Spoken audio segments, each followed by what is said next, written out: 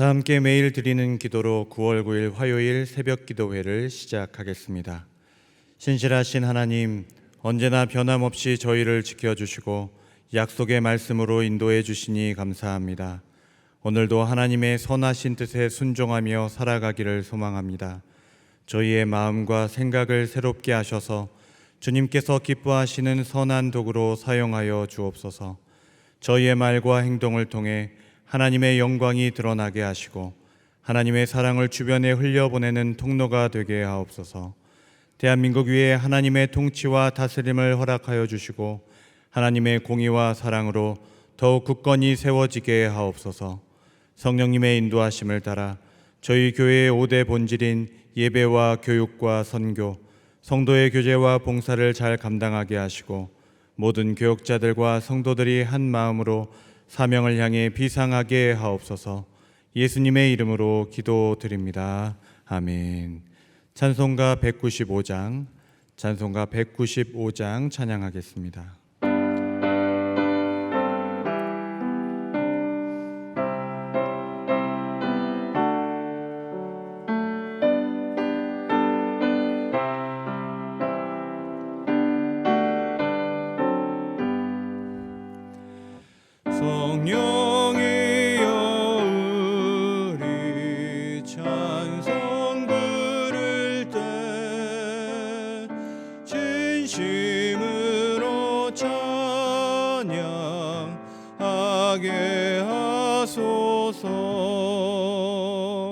성령이여 우리 기도 드릴 때 우리 곁에 계셔 일러주소서. 성령이여 우리 성경 읽을 때 그 속에서 빛을 보게 하소서. 성령이여 우리 전도할 때에 지혜로운 말씀 주시옵소서. 성령이여 우리 겸손해져서 우리 주와 같이 되게 하소서. 아멘.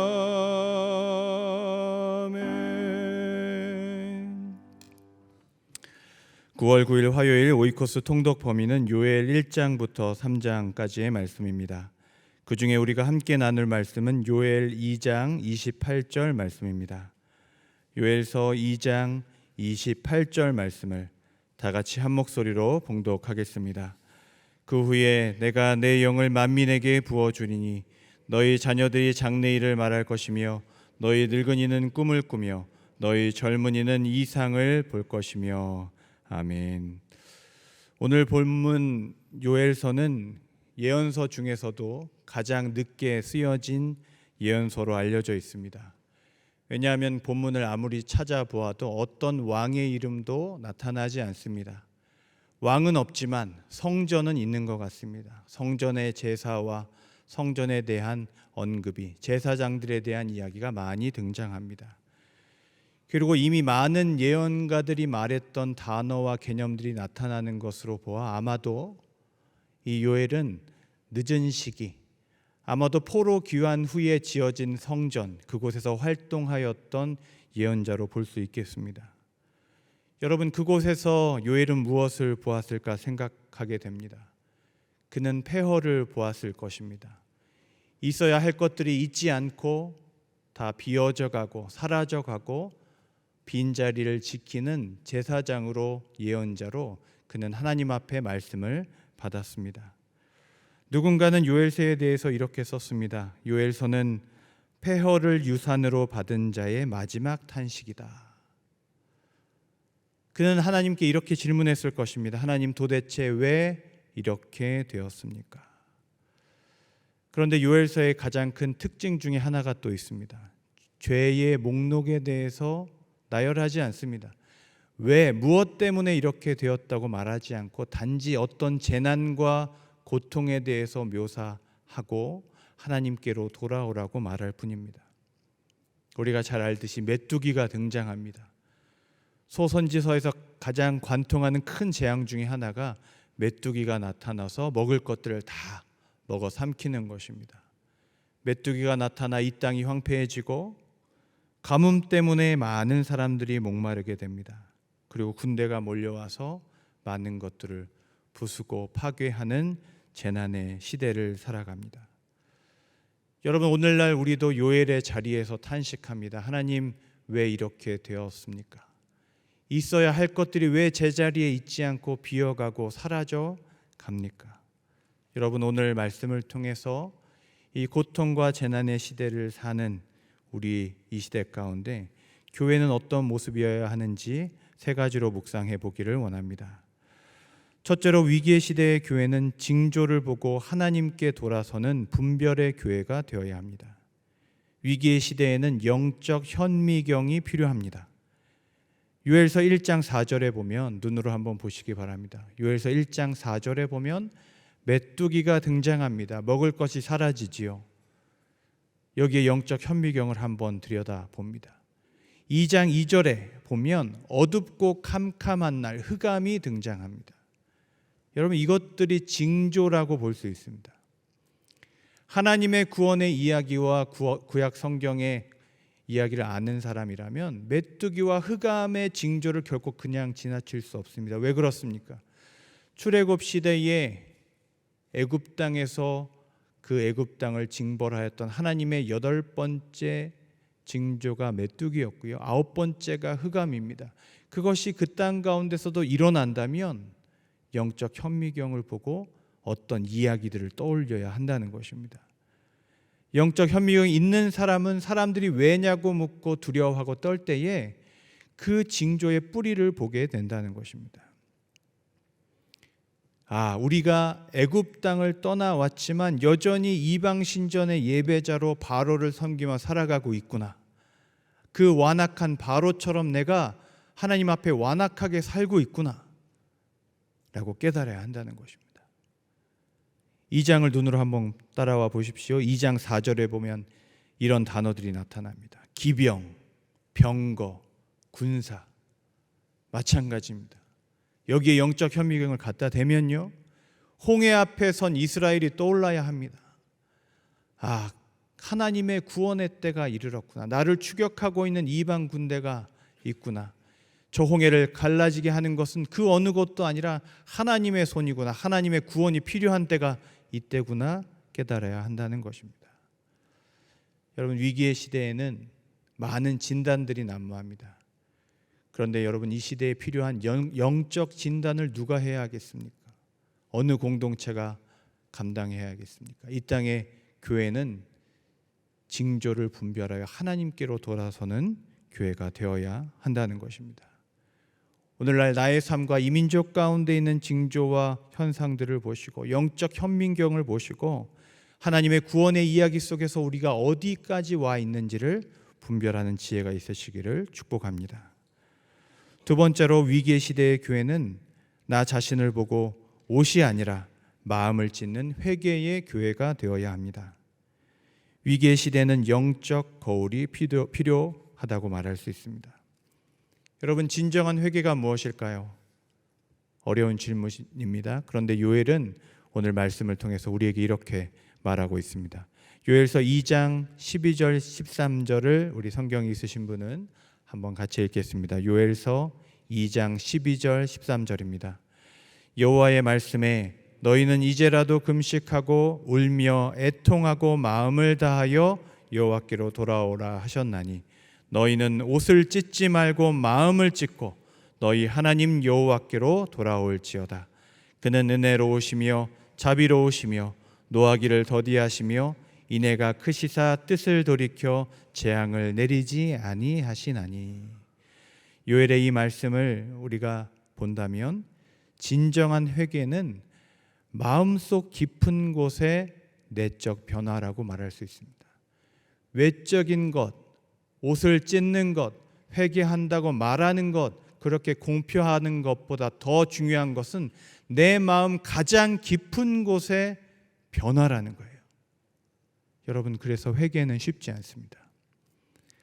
목사님, 회개는 그렇게 어렵지 않은 것 같은데요 라고 말한다면 다시 한번 생각해 보셔야 됩니다. 회개는 더 깊은 곳으로 가야 합니다.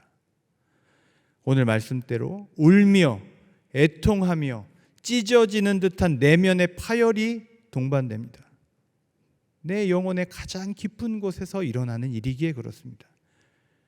그리고 13절에 보시면 진정한 회개는 하나님의 성품을 의지한 회개라는 것을 알 수 있습니다. 하나님의 성품에 의지하여 돌아가는 것입니다. 오늘 말씀이 이렇게 이야기하지 않습니다. 너희 하나님께로 돌아오라. 돌아올 때 옷을 단정히 입고 송아지를 준비하고 돌아올 만한 것들을 가지고 오라고 말하지 않습니다. 왜? 어떻게 돌아오라고 말합니까? 하나님이 선하시기에, 그가 사랑이 많으시기에 여호와께로 돌아오라. 진정한 회개는 나를 의지하지 않습니다. 하나님의 성품에 의지한 회개가 진정한 회개라는 것입니다. 요엘서를 읽다 보면 마지막으로 요엘이 말하는 독특한 회개의 관점이 있는데 함께 나누고자 합니다. 14절 말씀, 이어지는 말씀인데요, 같이 읽겠습니다. 14절입니다. 주께서 혹시 마음과 뜻을 돌이키시고 그 뒤에 복을 내리사 너희 하나님 여호와께 소제와 전제를 드리게 하지 아니하실는지 누가 알겠느냐. 여러분, 혹시라는 단어에 주목해 보시기 바랍니다. 엄격히 말하면 우리의 회개는 혹시의 회개입니다. 구약 성경에 이런 모습이 자주 등장합니다. 우리가 하나님의 은혜의 교리에 너무 익숙한 나머지 회개의 주체에 대해서 너무 우리 자신을 강조하고 그것이 자동적으로 되는 것 마냥 생각할 때가 있습니다. 그러나 요엘의 회개의 관점 우리가 되새겨 볼 필요가 있습니다. 우리는 혹시의 회개를 해야 합니다. 우리가 회개하고 돌아간다고 자동적으로 그것이 용서받고 하나님의 뜻께서 안아주시고 복을 주시는 것이 일사천리로 쭉 이어지는 것이 아니라 그것이 하나님의 주권에 달려 있습니다. 우리는 돌아갈 수 있지만 문을 여시고 어떻게 회복시키시고 우리를 씻기시고 옷을 입히시고 다시 복을 주시고 제사의 자리를 허락하시느냐, 그것은 하나님께 달린 일이라는 것입니다.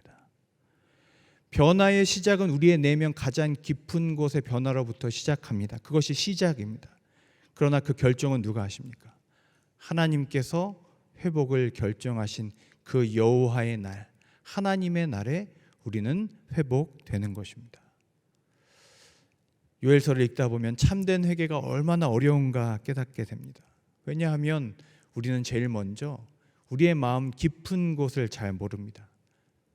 영적 거울이 필요하다 생각하였는데 묵상하다 보니까 거울로는 안 될 것 같아요. 영적 내시경, 검진이 필요합니다. 나의 마음 가장 깊은 곳에 무엇이 있고 그것이 하나님으로부터 멀어지고 반역하게 하는 것이라면 내가 그것으로부터 통회하며 마음을 찢으며 하나님께 나아가야 한다는 것입니다. 여러분, 오늘 기도 가운데 하나님 앞에서 옷이 아니라 우리의 마음을 찢어 나 자신을 보고 하나님을 보실 수 있기를 축복합니다. 셋째로, 위기의 시대 교회에는 성령을 받아 주의 날을 준비하는 사명의 교회가 되어야 합니다.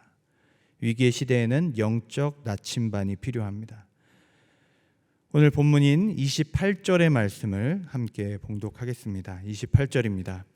그 후에 내가 내 영을 만민에게 부어주리니 너희 자녀들이 장래일을 말할 것이며 너희 늙은이는 꿈을 꾸며 너희 젊은이는 이상을 볼 것이며. 아멘. 요엘서는 이 28절을 전후로 두 부분으로 나누어진다고 합니다. 이전까지 하나님의 백성들은 하나님의 날, 여호와의 날을 두려워할 수밖에 없습니다. 여호와의 날은 무엇입니까? 쉽게 말씀드리면 이런 날입니다. 하나님께서 무언가를 하시려고 정하신 하나님의 때, 하나님의 날입니다. 하나님의 대청소의 날입니다. 내가 그때에 반드시 큰 일을 행하실 것이다.